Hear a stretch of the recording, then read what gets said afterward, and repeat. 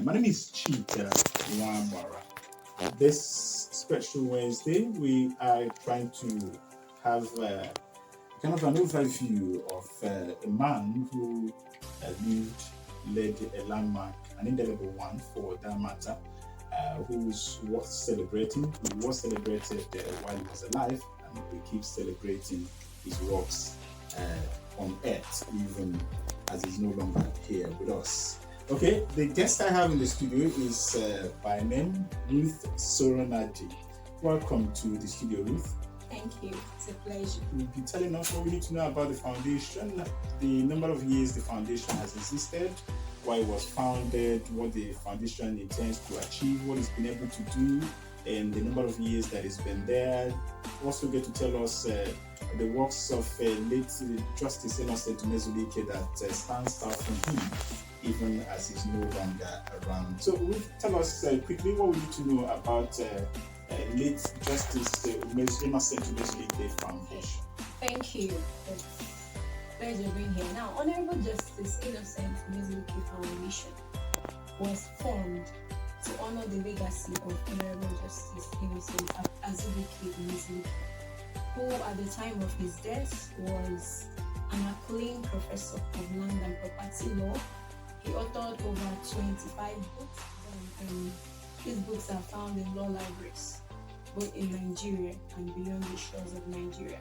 He was also the former Chief Judge of Enugu State, and he was actually the longest serving Chief Judge in the Southeast. The foundation carries out its mission through excellent legal research, legal education, as well as charity initiatives. Now, it conducts a lot of seminars, workshops, educational grants, scholarships for students, both at the tertiary level and then at basic education level. Now, the foundation also does a number of humanitarian activities. One of it is the Sepsis Awareness Program. For this year, I know it held on the 13th of September.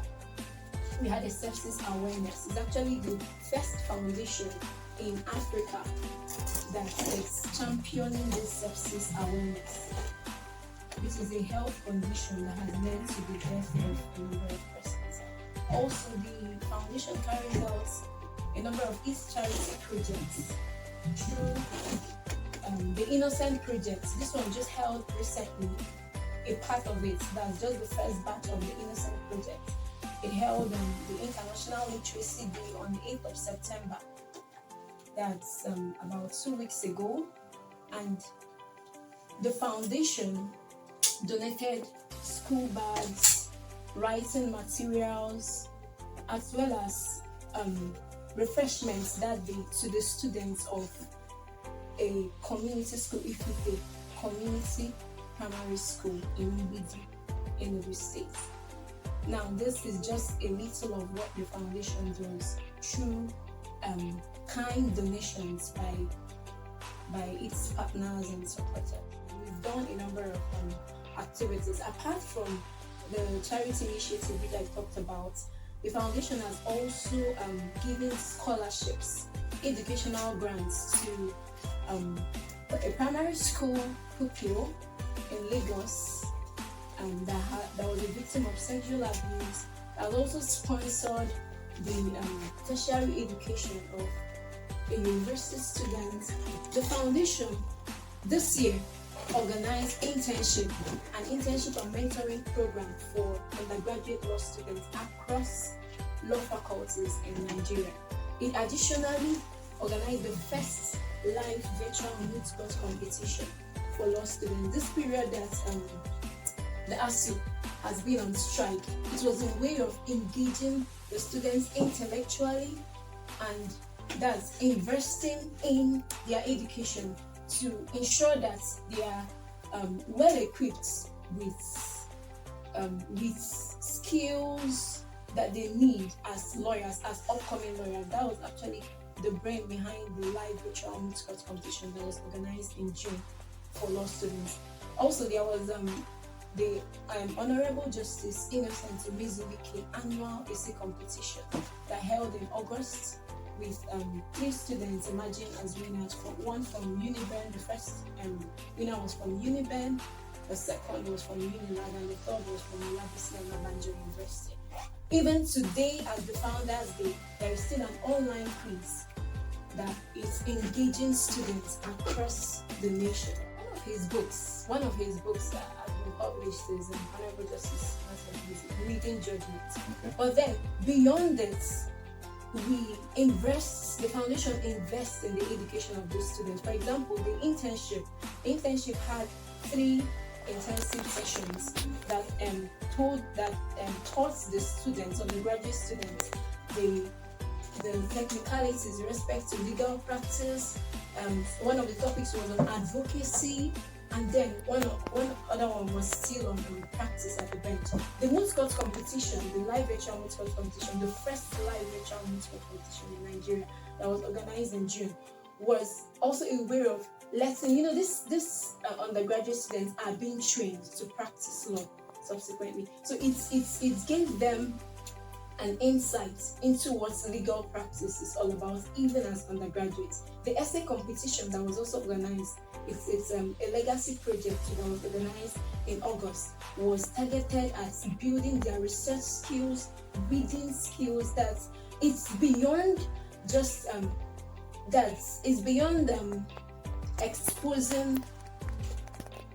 exposing them to the rudiments of legal practice, but is also investing in their critical thinking skills, writing skills, research skills. And also we also have a research center and library that is open to students.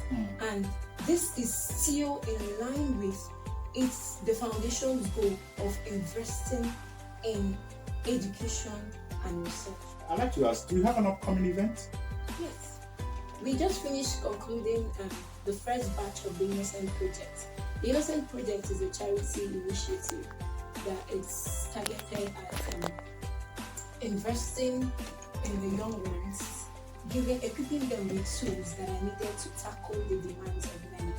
Now, this project was done thanks to generous donations by our partners and donors. It was done in Ibidi in Enugu State, Ifite Primary School. We gave them backpacks, we gave them water bottles, we also gave them writing materials that would help them tackle the demands of learning. There are a number of projects that we still want to do in the classrooms that help them, give them chairs.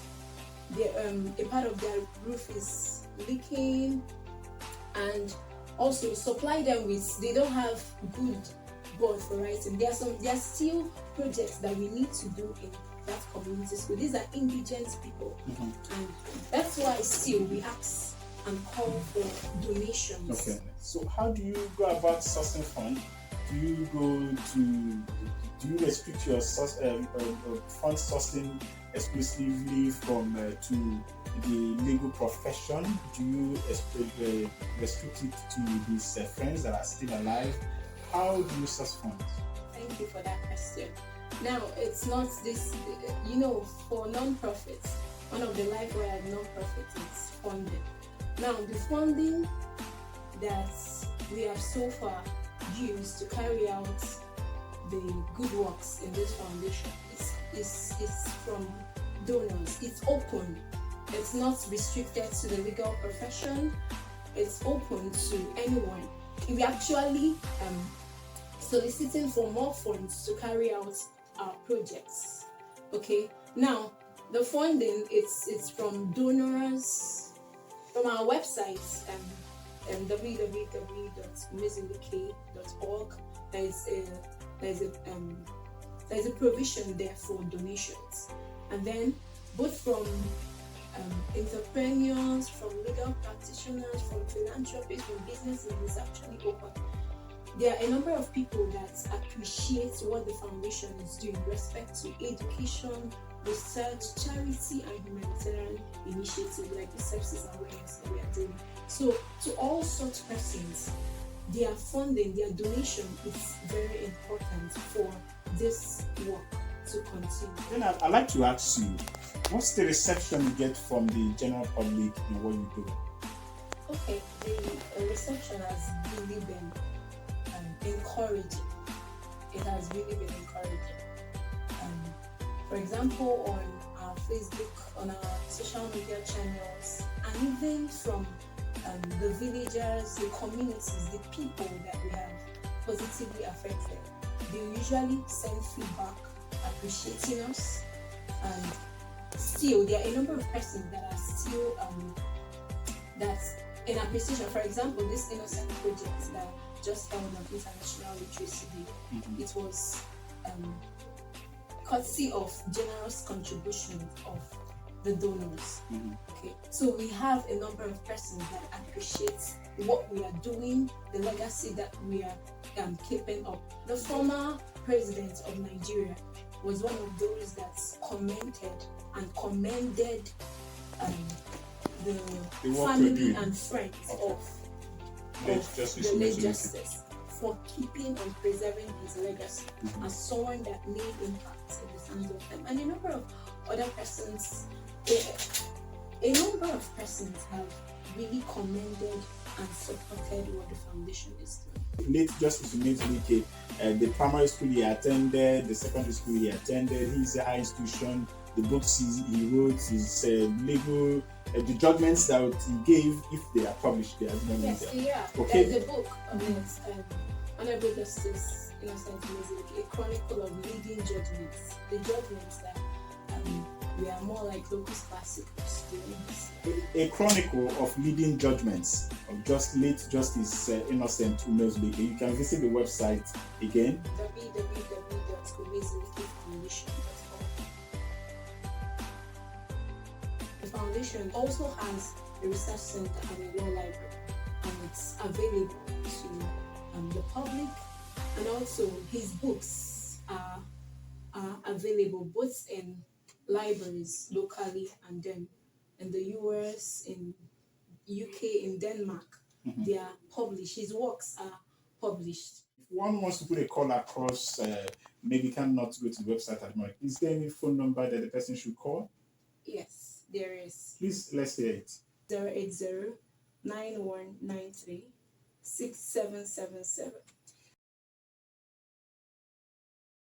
All right, that's Justice Umezulike Foundation. Let me ask Ruth Soronnadi for the last time. What else do you want the listener to know about your foundation and the late legal jurist? Okay. Finally, I want them to know that the foundation is open to suggestions, donations, and support for its causes. I get what you're saying for support financially is that you have a whole lot more you can achieve if having the necessary financial muscle to do that. Yes. Okay.